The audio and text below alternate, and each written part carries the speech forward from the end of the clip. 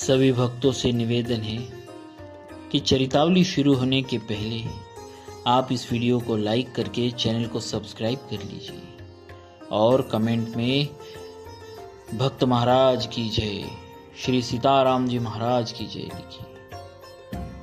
भक्तराज श्री माधवदास जी, विनय की मूर्ति।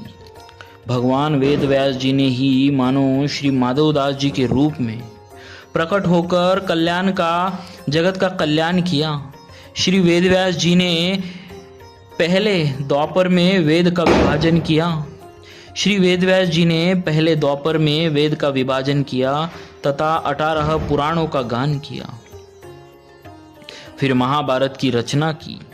चारों वेद, 17 पुराण और महाभारत का मंथन करके नवीनतम रूप में श्री हरि सुयश प्रधान श्रीमद् भागवत नामक 18वें पुराण की रचना की। अब श्री माधवदास जी के रूप में प्रकट होकर पुनः अपने सब ग्रंथों के तात्पर्य को खोज कर उनका अर्थ बोलचाल की भाषा में विस्तार से किया। जय जय शब्द संयुक्त भगवान की लीला का गान कर जगत में प्रचुर प्रचार करके असंख्य जीवों को संसार सागर से पार किया। इनके इष्ट श्री जगन्नाथ भगवान थे। ये वैराग्य की सीमा थी। इनका हृदय करुणा रस से सदा सराबोर रहता था। श्री माधवदास जी के विषय में विशेष विवरण। श्री माधवदास जी कान्यकुब्ज ब्राह्मण थे। गृहस्थ आश्रम में आपने अच्छी धन संपत्ति कमाई। आप बड़े ही विद्वान तथा धार्मिक भक्त थे। जब आपकी धर्मपत्नी स्वर्गलोक को सिधारी तब आपके हृदय में संसार से सहसा वैराग्य हो गया। संसार को निस्सार समझकर आपने घर छोड़ श्री जगन्नाथपुरी का रास्ता पकड़ा। वहां पहुंचकर आप समुद्र के किनारे एकांत स्थान में पड़े रहे और अपने को भगवत ध्यान में तल्लीन कर दिया। आप ऐसे ध्यान मग्न हुए कि आपको अन्न जल की भी सुध न रही। प्रेम की यही दशा है। इस प्रकार जब बिना अन्न जल आपको कई दिन बीत गए तब दयालु जगन्नाथ जी को आपका इस प्रकार भूखे रहना न सहा गया। तुरंत सुभद्रा जी को आज्ञा दी कि आप स्वयं उत्तम से उत्तम भोग सुवर्ण थाल में रखकर मेरे भक्त माधव के पास पहुंचाओ। सुभद्रा जी प्रभु की आज्ञा पाकर सुवर्ण थाल सजाकर माधवदास जी के पास पहुंची। आपने देखा कि माधव तो ध्यान में ऐसा मग्न है कि उनके आने का कुछ भी ध्यान नहीं करता। उनके आने का भी कुछ ध्यान नहीं करता। अपनी आंखें मूंदे प्रभु की परम मनोहर मूर्ति का ध्यान कर रहा है। अतएव आप भी ध्यान में विक्षेप करना उचित न समझ थाल रखकर चली आई। जब माधवदास जी का ध्यान समाप्त हुआ तब वे सुवर्ण का थाल देखकर भगवत कृपा का अनुभव करते हुए आनंदाश्रु बहाने लगे।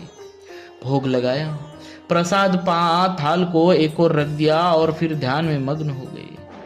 उधर जब भगवान के पट खुले तब पुजारियों ने सोने का एक थाल न देख बड़ा शोरगुल मचाया। पूरी भर में तलाश होने लगी। ढूंढते ढूंढते थाल माधवदास जी के पास पड़ा पाया। बस फिर क्या था, माधवदास जी को चोर समझकर उन पर चाबुक पड़ने लगे। माधवदास जी ने मुस्कुराते हुए सब चोटें सहन कर ली। रात्रि में पुजारियों को भयंकर स्वप्न दिखलाई दिया। भगवान ने स्वप्न में कहा, मैंने माधव की चोट अपने ऊपर ले ली।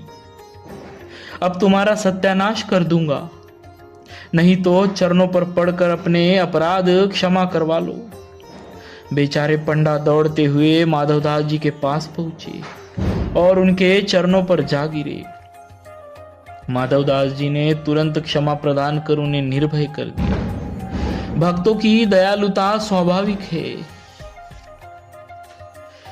अब माधवदास जी के प्रेम की दशा ऐसी हो गई कि जब कभी आप भगवत दर्शन के लिए मंदिर में जाते तब प्रभु की मूर्ति को ही एकटक देखते रह जाते। दर्शन समाप्त होने पर आप तल्लीन अवस्था में वही खड़े पुजारियों के देखते देखते अदृश्य हो जाते। एक बार आप रात्रि में मंदिर में ही रुक गए। वहां जब रात्रि में आपको जाड़ा लगने लगा तो स्वयं जगन्नाथ जी ने अपनी रजाई ओढ़ा दी। एक बार माधवदास जी को अतिसार का रोग हो गया। आप समुद्र के किनारे दूर जा पड़े। वहां इतने दुर्बल हो गए कि उठ बैठ नहीं सकते थे। ऐसी दशा में श्री जगन्नाथ जी स्वयं सेवक बनकर आपकी शुश्रूषा करने लगे। जब माधवदास जी को कुछ होश आया तब उन्होंने तुरंत पहचान लिया कि हो न हो ये प्रभु ही है। यह समझ झट उनके चरण पकड़ लिए और विनीत भाव से कहने लगे, नाथ, मुझे से अधम के लिए क्यों आपने इतना कष्ट उठाया? फिर प्रभु, आप तो सर्वशक्तिमान हैं, अपनी शक्ति से ही मेरे दुख क्यों न हर लिए? वृथा इतना परिश्रम क्यों किया? भगवान कहने लगे, माधव, मुझसे भक्तों का कष्ट नहीं सहा जाता। उनकी सेवा के योग्य मैं अपने सिवा किसी को नहीं समझता। इसी कारण तुम्हारी सेवा मैंने स्वयं की। तुम जानते हो कि प्रारब्ध भोगने से ही नष्ट होता है। यह मेरा ही नियम है, इसे मैं क्यों तोड़ूं? इसीलिए केवल सेवा करके प्रारब्ध भोग भक्तों से करवाता हूं और इसकी सत्यता संसार को दिखलाता हूं। भगवान यह कहकर अंतर्धान हो गए। इधर माधवदास जी के भी सब दुख दूर हो गए। श्री माधवदास जी भिक्षा मांग कर भोजन करते थे। एक दिन भिक्षाटन करते हुए एक गृहस्थ के घर पर गए और भिक्षा के लिए आवाज लगाई तो घर की मालकिन ने झींझ कर चूल्हा पोतने का कपड़ा इनकी ओर फेंक दिया। इन्होंने उस कपड़े को धोकर साफ किया, उसकी बत्तियां बनाई और धीमे घी में डुबोकर भगवान के समक्ष दीपक जलाया। इससे उस महिला का अज्ञान अंधकार नष्ट हो गया।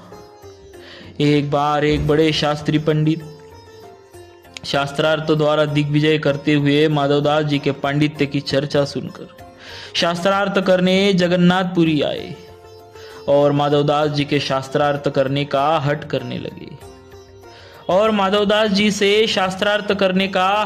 लगे भक्तों को शास्त्रार्थ निरर्थक प्रतीत होता है।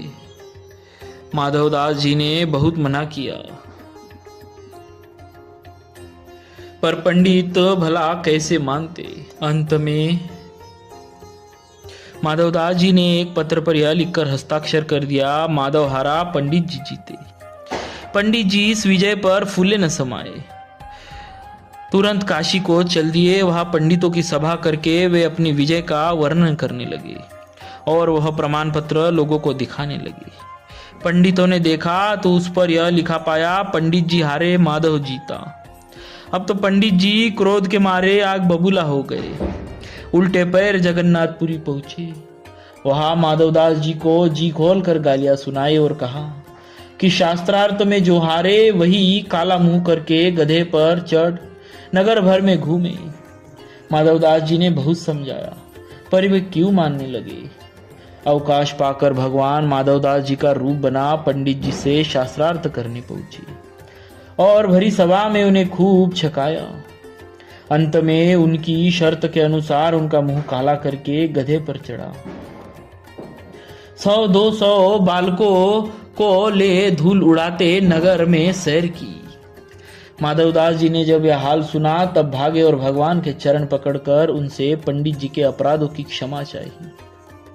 भगवान तुरंत अंतर्धान हो गए। माधवदास जी ने पंडित जी को गधे से उतार कर क्षमा मांगी, उनका रोष दूर किया। धन्य है भक्तों की सहिष्णुता और दयालुता। एक बार माधवदास जी व्रज यात्रा को जा रहे थे। मार्ग में एक बार आपको भोजन कराने ले गई।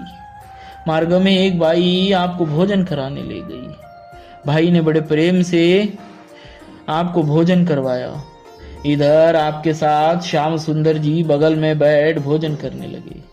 भाई भगवान का सुकुमार रूप देखकर रोने लगे और माधवदास जी से पूछा, यह सावला सलोना किसका बालक आप बहका लाए हैं? इसके बिना इसकी मां कैसे जीवित रहेगी? माधवदास जी ने गर्दन फिराकर देखा तो श्याम सुंदर जी भोजन कर रहे थे। बस आप सुध बुध भूल गए और बाई जी की प्रशंसा करके उनकी परिक्रमा करने लगे।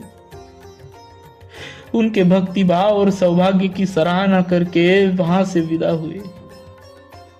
श्री माधवदास जी वहां से आगे चले और एक दूसरे गांव में पहुंचे, जहां पर एक वैश्य भक्त रहता था। परंतु संयोग की बात, वह भक्त किसी और के घर गया था। घर में उसकी परम भागवती पत्नी थी। उसने आकर श्रीमद माधवदास जी के चरणों में प्रणाम किया और प्रसाद पाने का अनुरोध किया।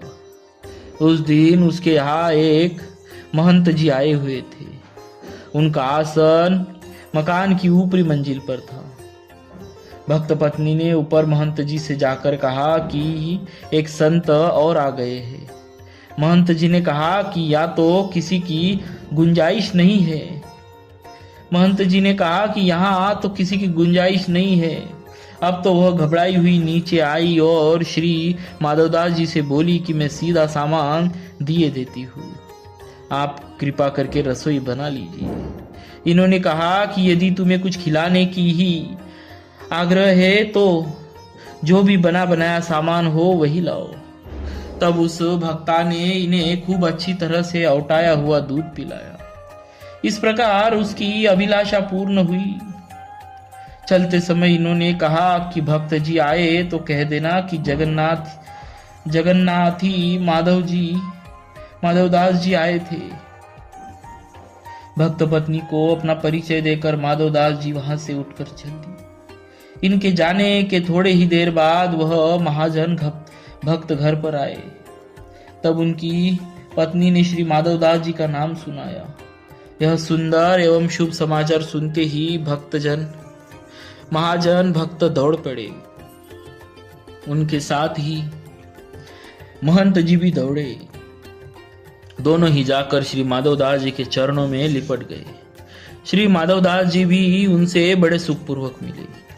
श्री माधवदास जी ने भक्त दंपति की इस संत निष्ठा की बड़ी बड़ाई की। महंत जी ने अत्यंत दीन होकर कहा कि मैंने आपका अनंत अपराध किया है, वह कैसे दूर होगा। श्री माधवदास जी ने कहा कि जब तक जियो तब तक संतों की शीत प्रसादी सेवन करो। अपराध छूटने का यही अमोघ उपाय समझो। घर चलने का आग्रह करने पर श्री माधवदास जी ने महाजन भक्त से कहा कि लौटते समय पुनः मिलूंगा, और श्री वृंदावन चले आए। बोलिए श्री माधवदास जी महाराज की जय।